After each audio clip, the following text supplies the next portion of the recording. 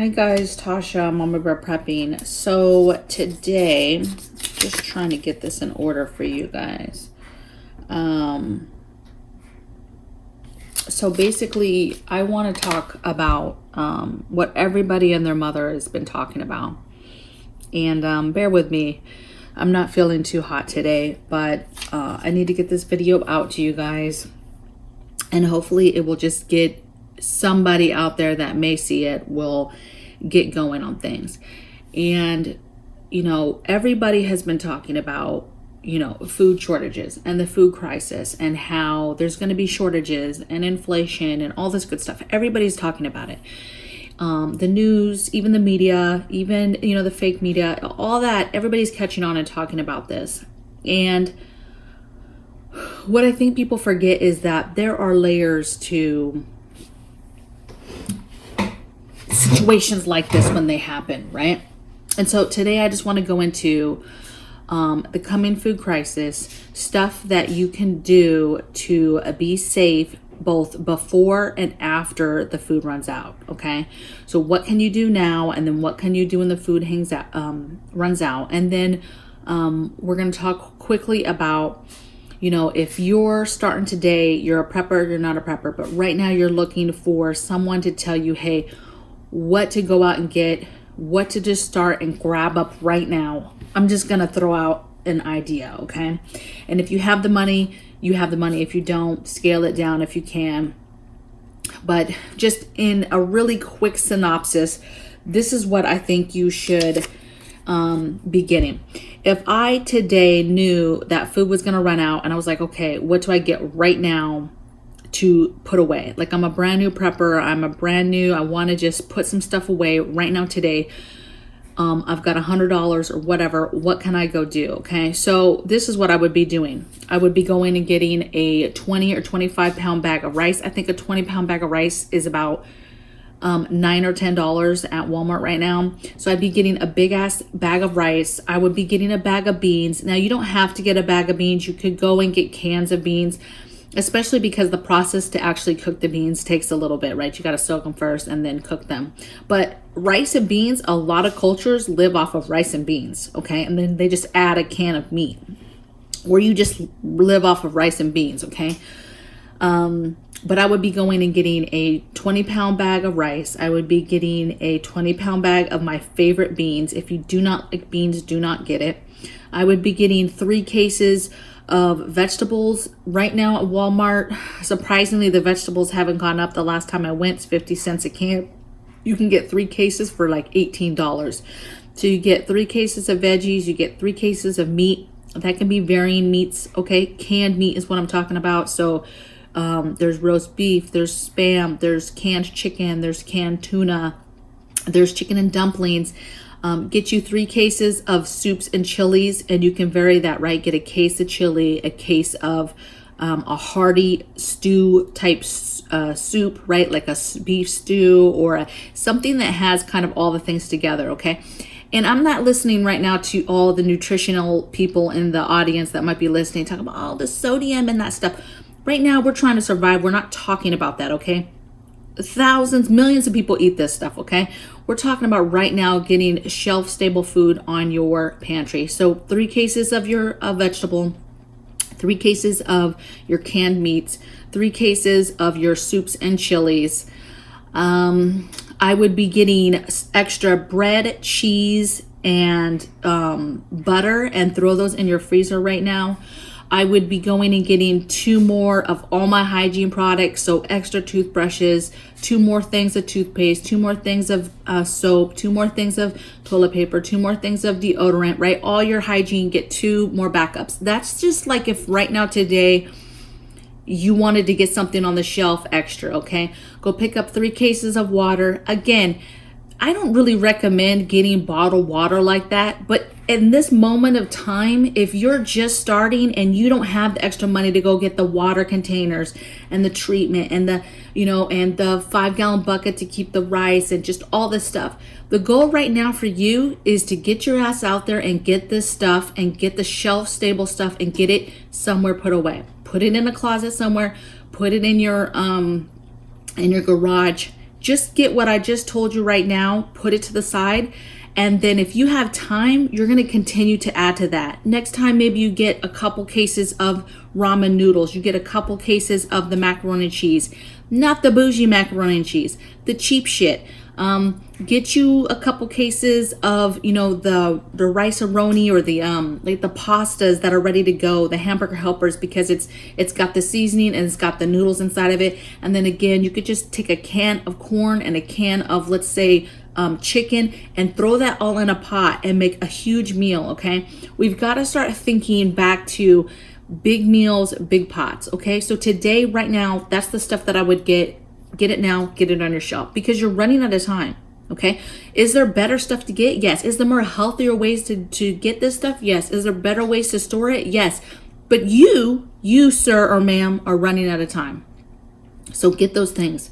So right now, the video, I'm about to get into some tips for you to start thinking in your mind safety wise before the food runs out. I want you to start implementing these today, because things are going to get dangerous. And then I'm going to tell you just a couple things you can do when the food actually runs out. Like when we actually get to a point where like there's no more food, okay? Or the price is so expensive, you cannot afford it. You and your family cannot afford it no more, okay? And now you're having to rely on what you have in your home, okay? So when it comes to shopping, there is simply going to be people that can afford food, and there's going to be people simply cannot afford food. They don't have a job. Maybe they have a job. Maybe the food's too expensive. They absolutely cannot do it. And they're not a prepper. They have not been putting food away. Some of these people might not even have a place to live. Okay. So some tips to start thinking about now is don't go to the grocery store alone anymore. I'm huge. This is my thing. I go to the stores all the time. I want to put eyes on the shelves every couple of days. I kind of want to know the pulse of what the store is looking like. That's my thing. I go alone and I go all the time. Now, some of these other things I'm going to talk about, I already do because I go alone. But as we got further in more of a dangerous situation, if I have to go to the store, but the goal is to not have to, then I would be going with a pair. You're going to go in the daytime. No more shopping at night because there's less crowds, there's less people. There's dangerous stuff that happens in the daytime, but there's even more stuff that happens at nighttime. So do not be going shopping at night. Now, some people would argue, hey, go shopping, but they don't want to bring a lot of groceries in front of people in the daylight, okay? I get it. No, but that's a tip. Don't be doing no more big hauls where you're hauling in tons and tons of groceries, and now all your neighbors and everybody can see, oh, they just did a huge food haul. You need to start thinking smaller hauls and stop letting people see you with all this food, okay? I couldn't read what I even wrote, you guys. I said park close. So when you go to the store, do a circle until you can get the car close enough. This isn't because you're lazy and you just want to be close. This is for safety. You don't want to have to be parked way out in the parking lot where anything can happen. Another thing is too, and again, I'm bad about this, is in the past, I've gone and got grocery shopping. You unload everything into the back of your car, and then I would leave the top open as I even went a few feet to put the cart away, right? I'm an avid, I teach my kids, we put the carts away no matter what. Well, I would leave the thing open, okay? There's no more of that, okay? You shut that, lock your car if you need to take your cart back, okay? You're not leaving it open to where people can be grab and go your bags. And a lot of times, your back is turned to them. They could be grabbing groceries out of your trunk or your car without you even seeing. So you shut that and you lock it.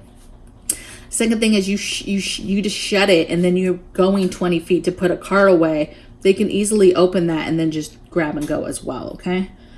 I already talked about doing smaller trips, right? Not doing these big hauls. If you're going to do the hauls, right now, today is the day you do these big hauls. Right now, get them done, get that stuff in your house, and get it done. You do not have time to be messing around with this stuff.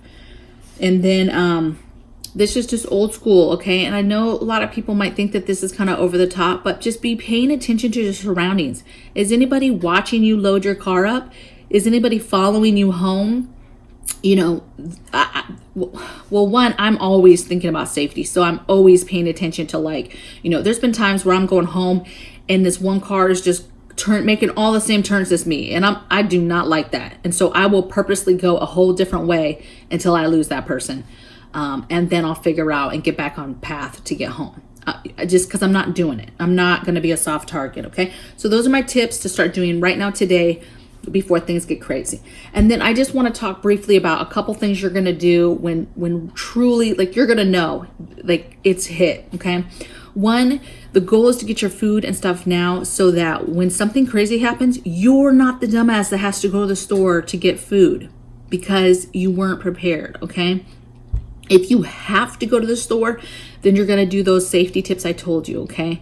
But it's so bad that people are going to be starving. So you're not going to be wanting to be one of the people going to the store. Okay. Second of all, if you are in an urban, this is really for urban. This doesn't necessarily work for somebody that's already kind of rural or already has like kind of a bigger outside garden, right?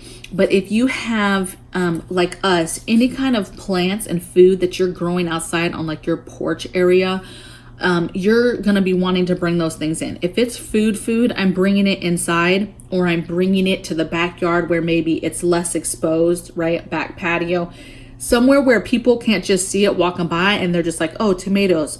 And now they're grabbing and going and swiping your food in the middle of the night.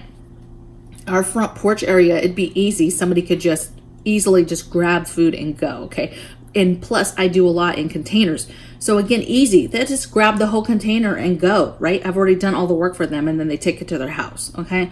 So when it's truly a collapse and things are bad, I would be bringing my food in. Okay. You're either harvesting it if you can harvest it, or you're bringing it inside if you can, or maybe to the back area where maybe there's a privacy fence, or you have some sort of back porch area, or maybe you have windows that have little mini balconies, which I do upstairs.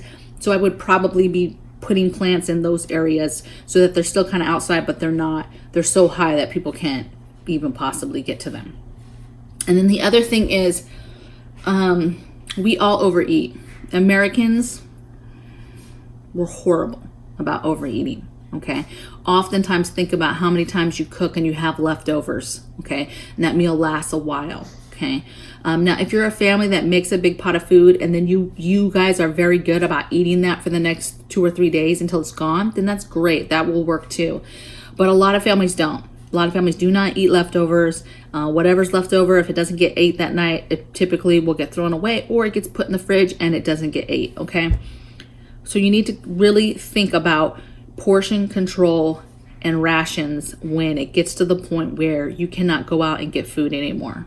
Okay, either because it's too dangerous or there's no food, people have panic buyed, whatever the case may be. You've got to get a game plan on what your family can do.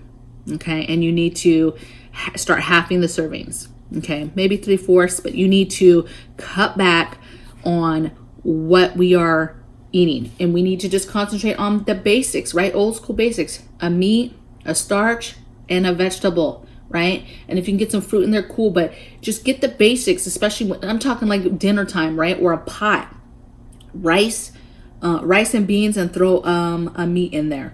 Rice, throw a can of chicken and a can of corn in there. One night it's throw a can of black beans, a can of corn, and a can of whatever, okay? Whatever meat, okay? We just really have to get smart about this food situation because it's a slow crawl. Everybody's talking about it. So, I mean, it's coming. It's just that it's so slow that people aren't really understanding, is it going to happen? Like, people are talking about, preppers are talking about, homesteaders, people are talking about it, but like, it's so slow. They're like, look, I keep going to the store and there's still tons of food. I'm not worried about it. I keep hearing this, but I go to the store, I'm seeing a little inflation. I'm not worried about it. And you're going to have that mindset of you're not worried, you're not worried, you're not worried. And then all of a sudden you're going to wake up one day and it's going to be a panic buy and the store is going to be empty and then somebody's going to get wind of that. And then they're going to empty it out the rest of the way. And it's going to be crazy because the one thing we know is there is a large part of this society in America that doesn't have any food in their home and depends on Uber and Lyft, and they go through the drive-through and they go to fancy restaurants and eat, and food and water and keeping that in their homes is absolutely, they don't think about that at all. So, and this is like people with money. It's people with money that just don't keep this stuff. Okay. And then of course you've got your poor people who don't have the money to stack this stuff, and they were already having a hard time. Okay. So, man, I'm just talking, but I just want you to think about these tips. Think about your safety starting today when you go to this grocery store. Make smart moves to get bulk items in your home now that you can make bulk meals with, okay? And start thinking about, okay, if you make those meals, how you would scale them down, how you would get certain plants that have food into your home, what you could do right now if you have not started and you just want advice of what to go out and get.